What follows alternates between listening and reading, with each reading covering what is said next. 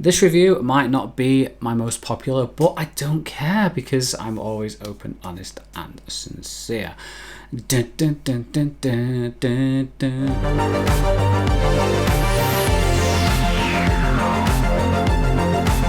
Dun, dun, dun.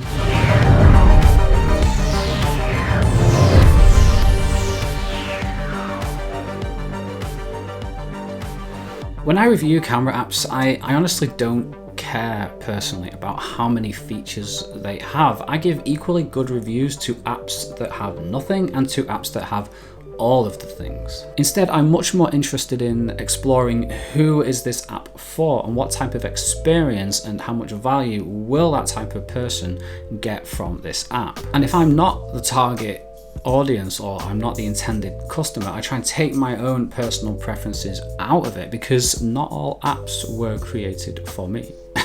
And I'm telling you this because I'm struggling with, what is this thing called? And I'm telling you this because I'm genuinely struggling with Firstlight. It's from Filmic Inc, the makers of the most advanced video recording app on iOS, Filmic Pro, and it can be accessed directly from Filmic Pro.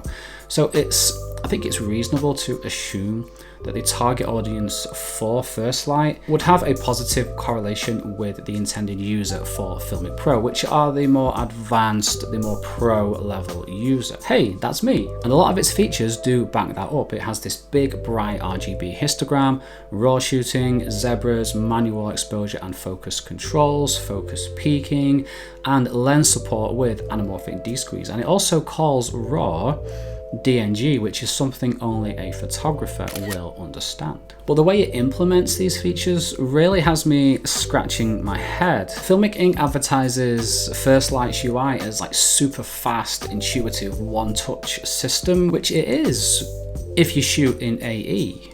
But aren't all AE modes super fast? If you shoot in manual, however, which I think a lot of advanced level users want to do, look, you swipe here to change from AE to ISO priority or shutter priority, which isn't the most obvious thing to figure out. Then you swipe here to change the one you've chosen, and swipe up and down on the screen to change the other. Make sure you don't swipe left to right though, because that changes the manual focus. So this manual UI is the opposite of intuitive, and it definitely needs a lot of muscle memory and practice, which is fine. I don't mind taking the time to practice and get used to a new UI. I review a lot of apps, so I have to do it over and over again. But even after I got used to it, I still found it a real meandering process, especially for me as someone who wants to just take my phone out, dial in my settings as accurately and as quickly as possible, get the shot and then get out. And delaying manual productivity even more is this joyous thing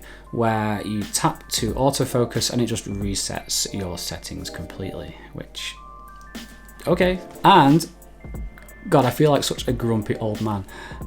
It defaults back to JPEG every single time you open the app, which caught me off guard a few times as a RAW shooter. Now you can set this custom function here as a format switcher, but of course DNG is the last one that you come to. So it's honestly just quicker to go into the settings and change it to DNG. And yes, you could just leave this thing in AE and JPEG and get your shot instantly and have none of these problems, but why would you buy an advanced camera app to do that? It is quite clear that Firstlight would rather be used in JPEG because it also has these film simulation filters built in. And some of them, particularly the Kodachrome ones, do look quite good, and you can even add different levels of vignetting and grain, which is quite cool. But you can't add any sort of filter simulation to your photos after you've taken them.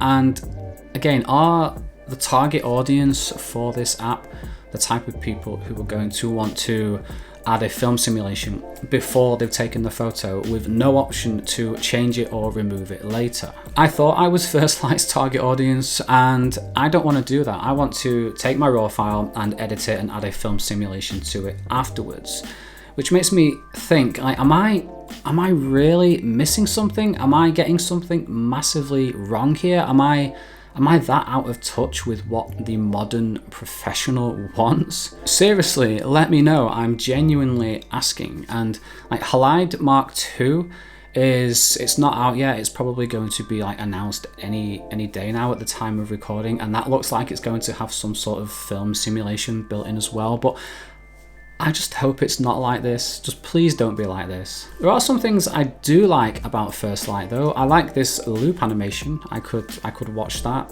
a few times, and I like how the zebras are comprehensive yet non-intrusive. I think that's quite cool. I honestly can't imagine how much work and effort and expertise and time and money goes into creating an app. I really can't. I wouldn't even know where to begin. So I really appreciate and I do value and understand what developers do to create their apps.